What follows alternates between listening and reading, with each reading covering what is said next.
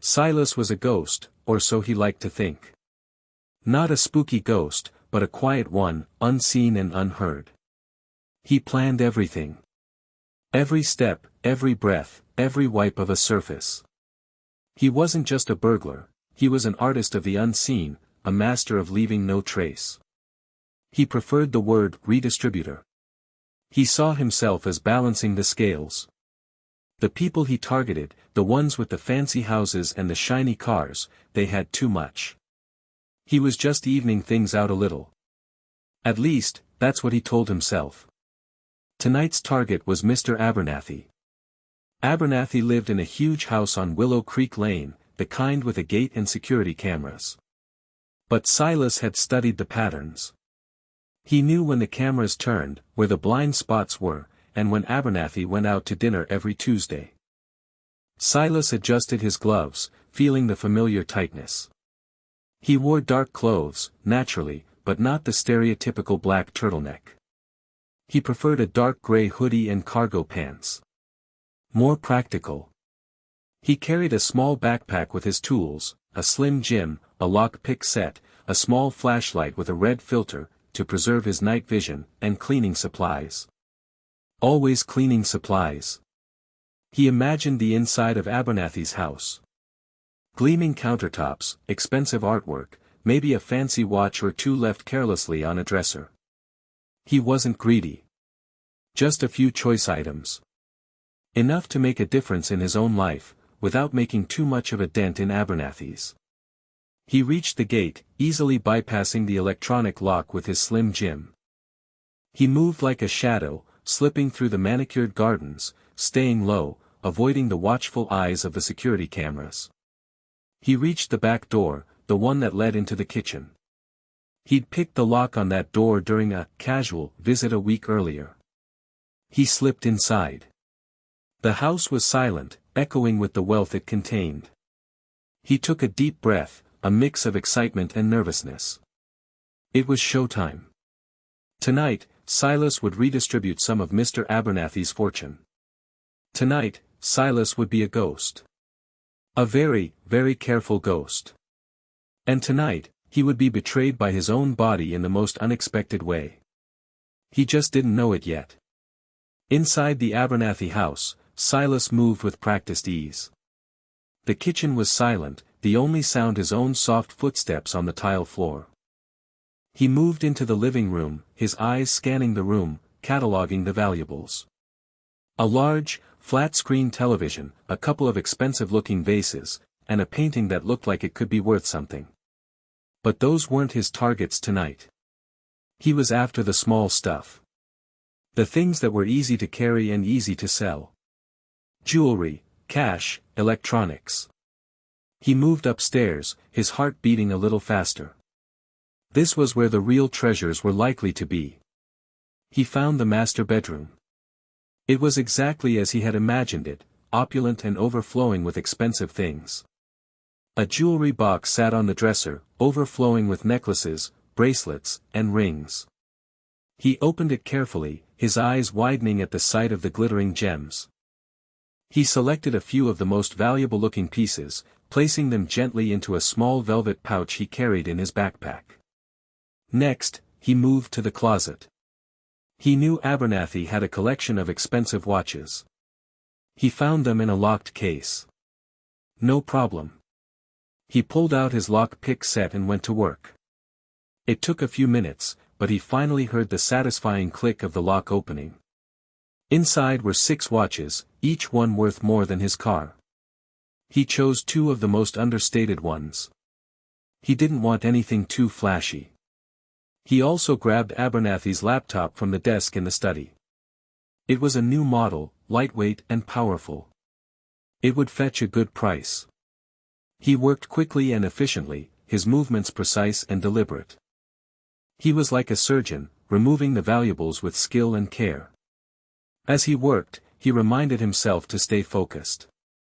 It was easy to get distracted by the wealth around him, to start imagining a different life. But he couldn't afford to lose his concentration. One mistake, one slip-up, and it could all be over. He knew the risks. He knew the consequences. That's why he was so careful. That's why he cleaned. But even the most careful plans can go wrong. He just didn't know how wrong they were about to go.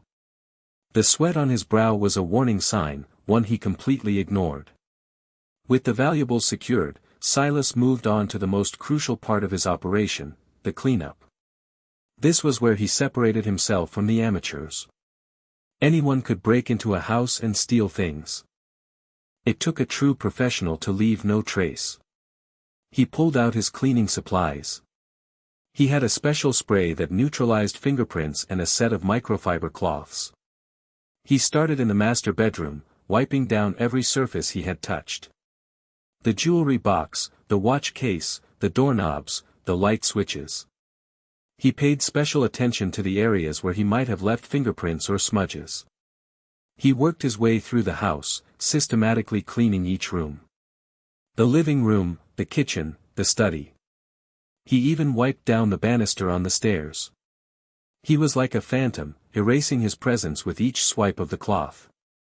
He knew that even the smallest speck of dust could be a clue. A single hair, a stray fiber, a microscopic fingerprint.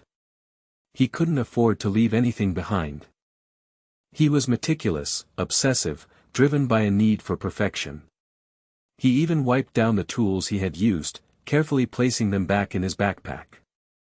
He didn't want to leave any evidence that could be traced back to him. He was a ghost, remember? Ghosts don't leave fingerprints. Ghosts don't leave DNA. Except, of course, they sometimes do. And Silas, despite all his careful planning, was about to learn that the hard way. The tiny drop of sweat clinging to the front door handle was a testament to the pressure he was under, the stress of the situation. It was a biological marker, a tiny piece of himself that he couldn't control. It was a silent witness, waiting to betray him.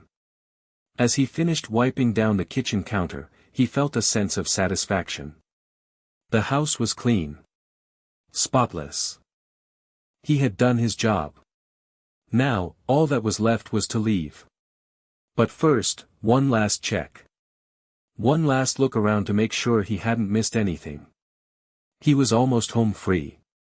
He just didn't know how close he was to falling apart. Silas paused at the front door, his hand hovering over the handle. He took a deep breath, trying to calm his racing heart. This was it. The final step. He glanced back at the house, making sure everything was in order. The lights were off, the doors were locked, and the windows were closed. It looked like nobody had been there. He reached for the doorknob, then hesitated. He remembered touching it when he first entered the house. He should wipe it down again. He pulled out his cleaning spray and a fresh cloth and carefully wiped the doorknob, making sure to get every angle.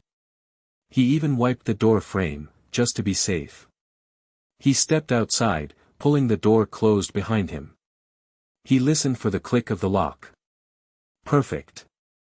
He turned and walked away, disappearing into the shadows of the night. As he walked, he replayed the evening in his mind, going over every detail, every action, every wipe of the cloth. He was confident that he had left no trace. He had been a ghost. He reached the edge of the property and slipped through the gate, melting back into the darkness. He walked quickly, his heart still pounding in his chest. He wouldn't relax until he was safely back in his apartment. He arrived at his building, letting himself in with his key. He climbed the stairs to his apartment, his senses still on high alert.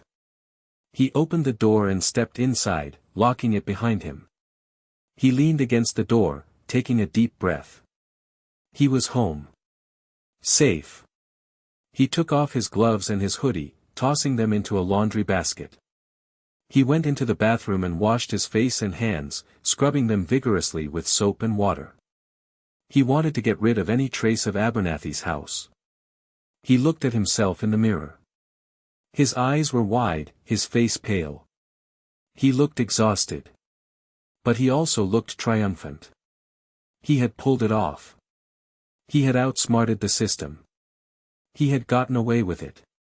Or so he thought. The drop of sweat, now drying on the Abernathy's front door, held a different story.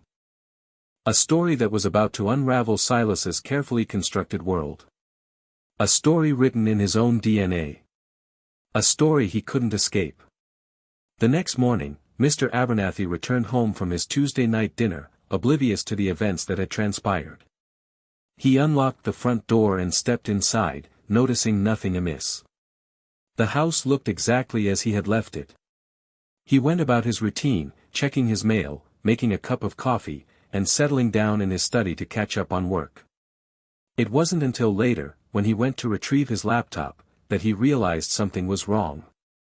The laptop was gone. He searched the house, his heart pounding in his chest. The jewelry box in his bedroom was empty. The watch case in his closet was open, 2 of his favorite watches missing. He realized he had been robbed. He immediately called the police.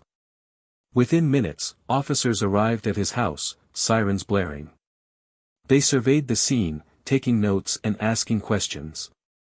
Mr. Abernathy was distraught, pacing back and forth, trying to make sense of what had happened. "Are you sure nothing is missing?" one of the officers asked. "Yes, I'm sure," Abernathy replied. "The laptop, the jewelry, the watches. They're all gone. Did you notice anything out of place?" "No, everything looked normal." "That's what's so strange. It's like they were never here." The officers exchanged glances. A clean robbery. Those were the hardest to solve. They called in the forensics team. The team arrived, dressed in white suits and carrying equipment. They began to scour the house, looking for any sign of forced entry or any trace of the burglar. They dusted for fingerprints, collected fibers, and took photographs. But they found nothing. The house was spotless. It was as if a ghost had come and gone, leaving no evidence behind. The detectives were starting to feel frustrated. This was going to be a tough case. But they had to try. They owed it to Mr. Abernathy. And they owed it to the other victims of unsolved robberies in the area. Little did they know, the key to solving this case was right there on the front door, a tiny, almost invisible drop of sweat, waiting to be discovered. A silent testament to Silas's meticulousness, and ultimately, his downfall. The game was afoot. Detective Miller, a seasoned veteran with years on the force, surveyed the Abernathy house with a critical eye. He'd seen his share of robberies, but this one was different. It was too clean. Too perfect. It was almost insulting. "He's mocking us," Miller muttered to his partner, Detective Johnson, a younger, more eager officer. "What do you mean, Detective?" Johnson asked. "He went to a lot of trouble to cover his tracks. He wanted us to find nothing." "Maybe he's just really good," Johnson suggested. Miller scoffed. "Nobody's that good. There's always something. A hair, a fiber, a smudge. Something." They walked through the house again, examining every detail. They checked the windows, the doors, the walls. They looked for any sign of forced entry, any indication of how the burglar had gotten in. But they found nothing. "Forensics is still working, right?" Miller asked. "Yeah, they're being extra careful," Johnson replied. "They know this is a tough one." Miller sighed. He knew this case was going to be a challenge. But he wasn't one to back down from a challenge. He was determined to catch this guy, no matter how careful he was. Meanwhile, back at the front door, the forensics technician, a young woman named Sarah, was meticulously examining the doorknob. She had been over it several times, dusting for fingerprints, but she had found nothing. She was about to give up when she noticed something. A tiny, almost invisible speck on the handle. She leaned in closer, squinting her eyes. It looked like a drop of dried liquid. She carefully collected the sample, placing it in a small vial. She wasn't sure what it was, but it was the only thing she had found. "I think I might have something," she called out to the detectives. Miller and Johnson rushed over to the front door. What is it? Miller asked. I'm not sure, Sarah replied. It looks like a drop of some kind of liquid. It's too small to be blood. Maybe sweat. Miller's eyes lit up. Sweat. That's perfect. Get it to the lab. Tell them to run a DNA analysis. Let's see who our clean burglar really is. Sarah nodded and carefully sealed the vial. She knew that this tiny drop of sweat could be the key to solving the case. And she was right. It was the beginning of the end for Silas. The ghost was about to be unmasked. Back at the lab, the DNA sample from the sweat was being processed. Dr. Emily Carter, the head of the forensics lab, oversaw the procedure. She knew the detectives were counting on her. This is a long shot, she said to her assistant, Mark. The sample is so small. But we have to try. Mark nodded, carefully extracting the DNA from the sample. He amplified it, making enough copies to run the analysis. He then loaded the sample into the DNA sequencer. The machine whirred to life, analyzing the genetic code. Hours passed. Dr. Carter and Mark waited anxiously, watching the computer screen. Finally, the results came in. We have a match, Mark announced, his voice filled with excitement. Dr. Carter leaned in to examine the results. The DNA profile matched a profile already in the system. She ran the name. Silas Blackwood, she read aloud. And look at this, Mark. He's connected to a string of unsolved robberies in the area. Dr. Carter grabbed the phone and called Detective Miller. We have a match, she said. The DNA from the sweat belongs to a Silas Blackwood. And he's a person of interest in several other robberies. Miller was ecstatic. That's great news, Dr. Carter. Send us everything you have. We're going to bring this guy in. He hung up the phone and turned to Johnson. We got him. Silas Blackwood. He's our guy. Johnson grinned. Let's go get him. As the detectives prepared to apprehend Silas, Dr. Carter couldn't help but feel a sense of satisfaction. She had helped to solve a crime, to bring justice to the victims. And it was all thanks to a tiny drop of sweat.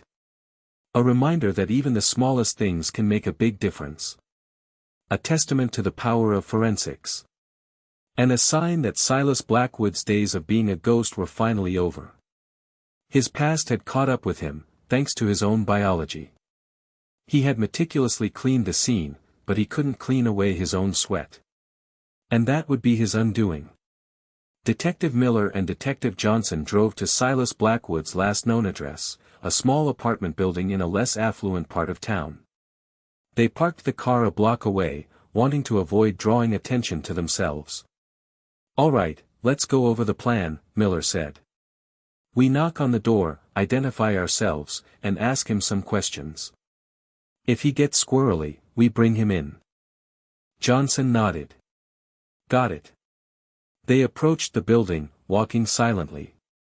They reached Silas's apartment, number 3B, and Miller knocked on the door. Police, open up, he announced. There was no response. Miller knocked again, louder this time. Silas Blackwood, open the door. We know you're in there. Still no response. Miller exchanged a glance with Johnson. All right, let's do this, Miller said. He pulled out his lock-pick set and went to work on the door. It took him only a few seconds to pick the lock. He pushed the door open and stepped inside, Johnson following close behind. The apartment was small and sparsely furnished.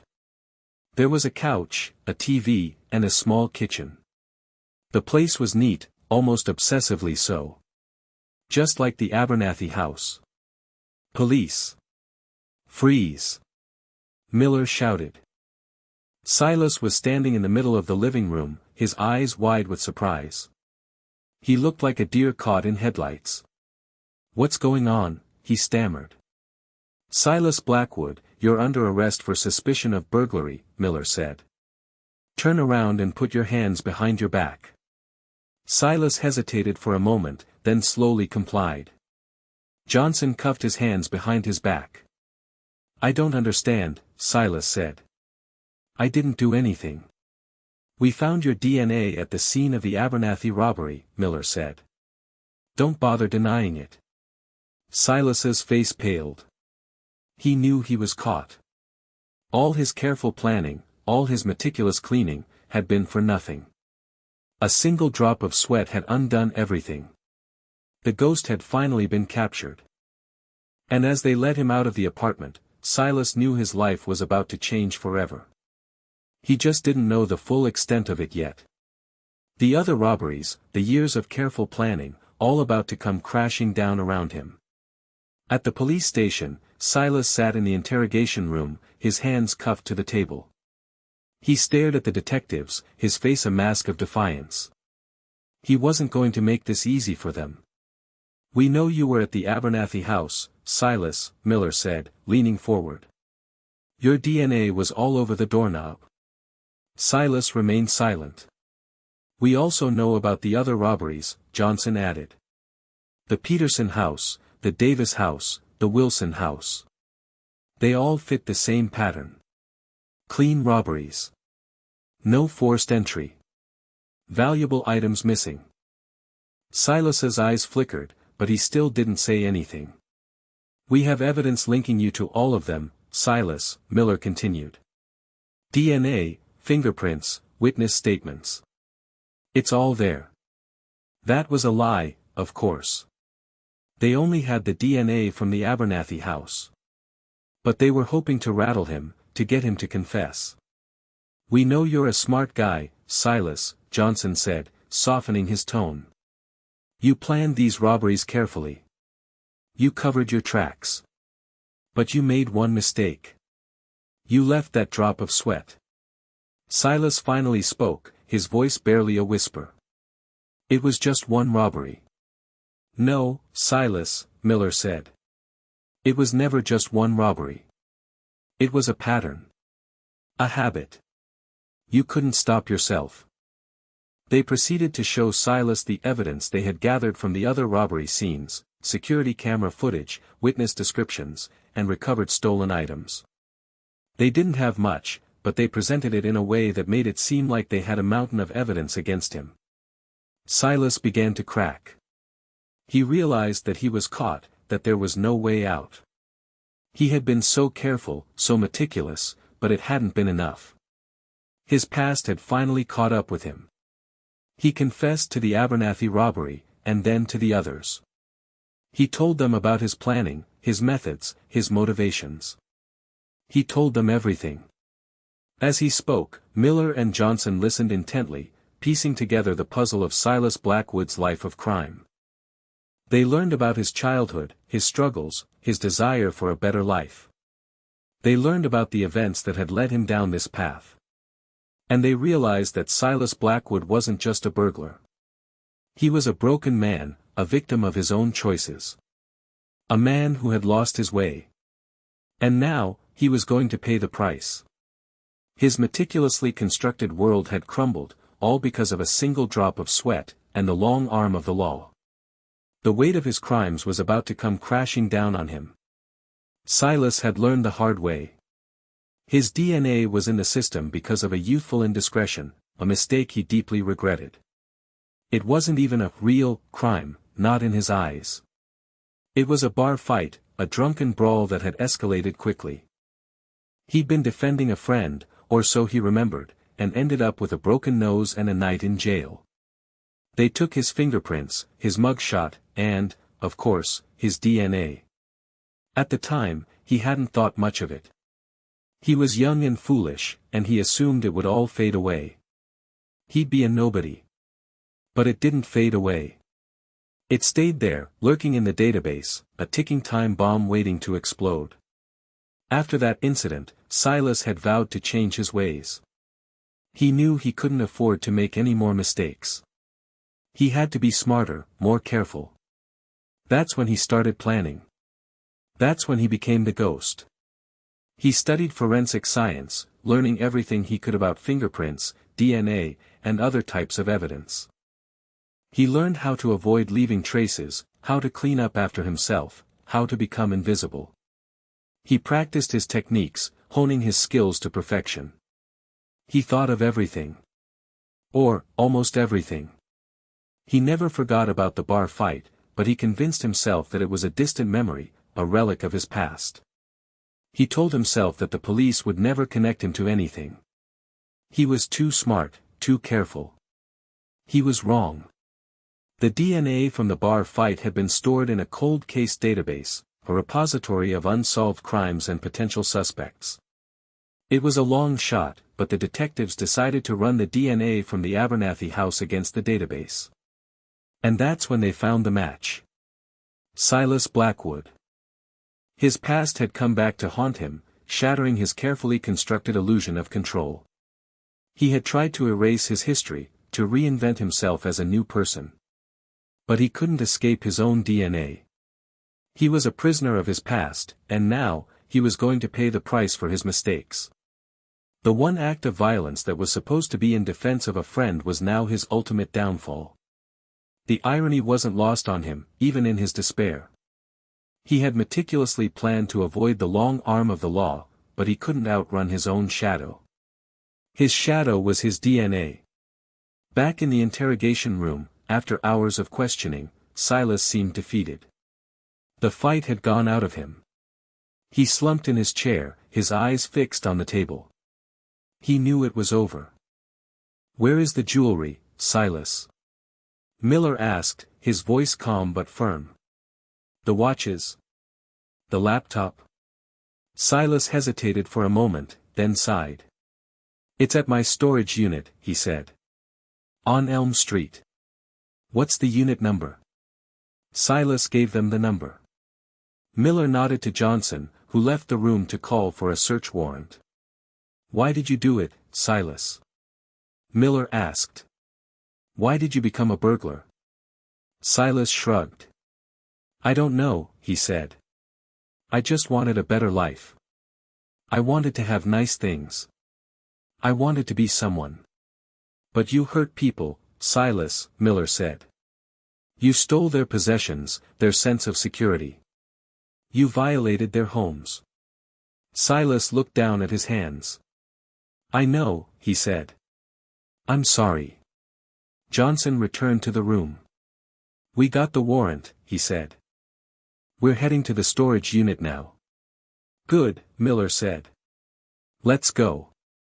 They led Silas out of the police station and into a waiting patrol car. As they drove to the storage unit, Silas stared out the window, his mind racing.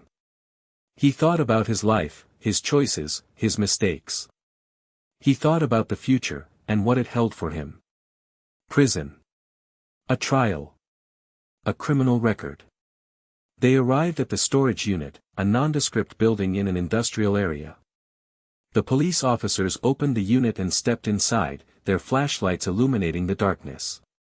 They found boxes filled with stolen goods, jewelry, watches, electronics. The evidence was overwhelming. "It's all here," Johnson said, his voice grim. Miller turned to Silas. "This is it, Silas," he said. "This is the end of the road." Silas nodded, his eyes filled with tears. He knew that Miller was right. His life of crime was over. His dream of a better life had turned into a nightmare.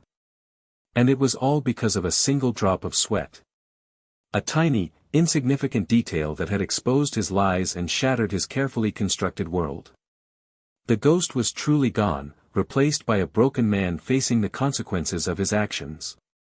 The weight of his past, now undeniable, was crushing him. He had no escape. Silas sat alone in his cell, the cold concrete walls closing in around him. The weight of his actions pressed down on him, a crushing burden of guilt and regret. He thought about the victims of his crimes, the people he had hurt, the lives he had disrupted. He thought about his own wasted potential, the dreams he had abandoned, the opportunities he had squandered.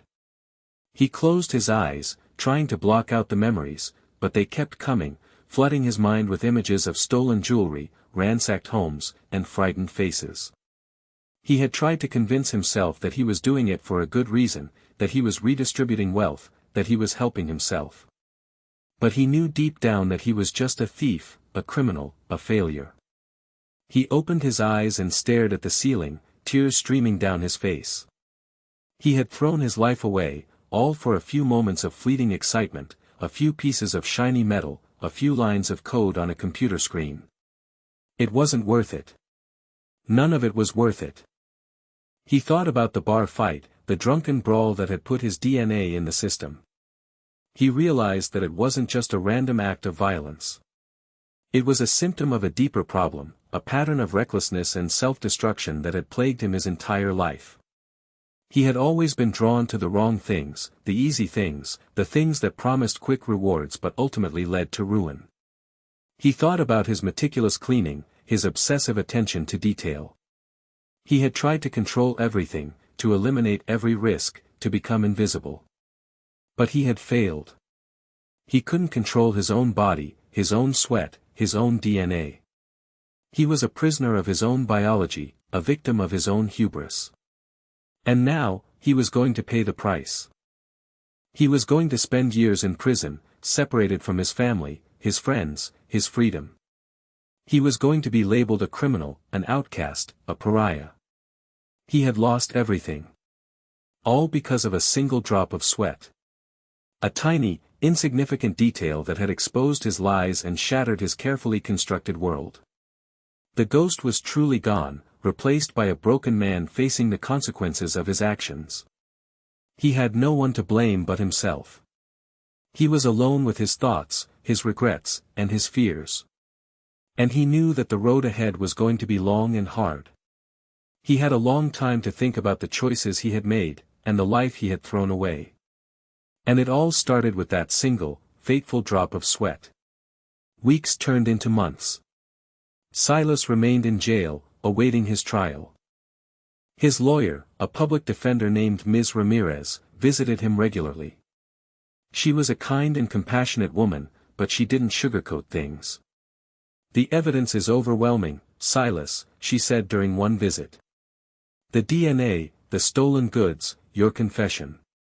It's going to be very difficult to get you acquitted." Silas nodded. He knew she was right.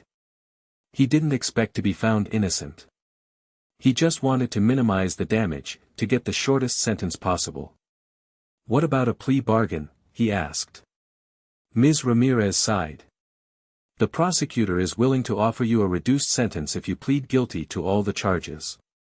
But it's still going to be a long time in prison." Silas thought about it for a moment. He knew that pleading guilty was the best option, but it was still a difficult decision. It meant admitting his guilt, accepting his fate. "Okay," he said finally. "I'll do it." Ms. Ramirez smiled. "I think that's the right decision, Silas. It's the best way to move forward."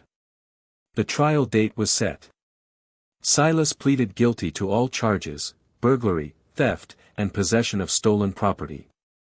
The judge listened to the evidence, the arguments from the prosecution and the defense, and then pronounced the sentence. "Silas Blackwood, you are hereby sentenced to 15 years in state prison," the judge said. Silas felt a wave of relief wash over him. 15 years was a long time, but it could have been worse. He could have gotten 20, 30, even life. He was grateful for the plea bargain, for Ms. Ramirez's help, for the chance to start over, someday. As he was led away from the courtroom, Silas looked back at Ms. Ramirez and gave her a small smile. She smiled back, a look of encouragement in her eyes. He knew that he had a long and difficult journey ahead of him, but he wasn't alone. He had support, he had hope, and he had a chance to redeem himself. It wouldn't be easy, but he was determined to make the most of it. And it all started with accepting responsibility for his actions, and acknowledging the power of that single, fateful drop of sweat. The symbol of his downfall, and hopefully, the catalyst for his eventual redemption. He had a lot of time to think about it. 15 years, to be exact. Years passed. Inside the prison walls, Silas tried to make the best of his situation. He took classes, earned his GED, and learned a trade. He spent hours reading, reflecting on his past, and planning for his future. He wrote letters to Mr. Abernathy, apologizing for his actions and expressing his remorse. He didn't expect a response, and he didn't get one. But it made him feel better to reach out, to try to make amends for the harm he had caused. He also wrote letters to his family, his friends, and Ms. Ramirez, thanking them for their support and letting them know that he was doing okay. He received letters in return, filled with encouragement and love. He knew that he had a long way to go, but he was determined to turn his life around. He wanted to be a better person, a productive member of society. He wanted to make his family proud. He wanted to prove that he was more than just a burglar. He focused on his education, his work, and his relationships. He tried to stay positive, to maintain a sense of hope, to believe that he could change. He thought often about the drop of sweat, the tiny detail that had changed his life forever. He no longer saw it as a symbol of his downfall. He saw it as a reminder of his humanity, his imperfection, his vulnerability. It was a reminder that even the smallest things can have a big impact, that even the most careful plans can go awry, that even the most hardened criminals can have a chance at redemption. He used that thought to push himself harder. To be better. He knew that he could never erase his past, but he could learn from it. He could use it to shape his future. He could become a new person, a person worthy of forgiveness, a person capable of making a difference. And as the years went by, Silas began to see glimmers of hope. He started to believe that maybe, just maybe, he could pull it off. Maybe he could escape the shadow of his past and step into the light of a brighter future. Maybe that single drop of sweat, the catalyst for his downfall, would ultimately lead him to salvation. His time was coming. He could feel it. It was a long, hard road, but he was ready. He was no longer the ghost. He was Silas Blackwood, a man with a past, a present, and a future. A man determined to make amends. A man who had learned from his mistakes. A man who was finally, truly, free. 15 years later, Silas Blackwood walked out of the prison gates a changed man. He was older, wiser, and humbler. He had paid his debt to society, and he was ready to start over. Ms. Ramirez was waiting for him outside the gates. She greeted him with a warm smile and a hug. "Welcome back, Silas," she said. "I'm so proud of you." "Thank you, Ms. Ramirez," Silas said. "I couldn't have done it without you." She drove him to a halfway house, a place where he could transition back into society. It was a small, modest house, but it was a start. Silas spent the next few months adjusting to his new life. He found a job at a local library, helping people with their research and their computer skills. He reconnected with his family and his friends. He volunteered at a homeless shelter, giving back to the community. He also continued to write letters to Mr. Abernathy, hoping that one day he would receive a response. One day, a letter arrived, postmarked from Willow Creek Lane. His hands trembling, Silas opened it. The letter was short and to the point. "Mr. Blackwood," it read. "I have received your letters. I appreciate your apology. I cannot forgive what you did, but I can acknowledge that you have changed. I wish you well in your new life." The letter was signed, Thomas Abernathy. Silas felt a surge of emotion wash over him. Relief, gratitude, and a sense of closure. He had finally received forgiveness, not just from himself, but from the person he had wronged the most. He knew that he could never fully erase his past, but he could learn from it, he could use it to make a difference in the world. He could be a living example of redemption, a testament to the power of hope, a symbol of the transformative potential of the human spirit. He looked up at the sky, a bright blue expanse filled with possibilities. He took a deep breath, filling his lungs with fresh air. He was free. He was Silas Blackwood, a man with a past, a present, and a future. A man who had made mistakes, but who had learned from them. A man who was finally, truly, worthy of forgiveness. And it all started with that single drop of sweat.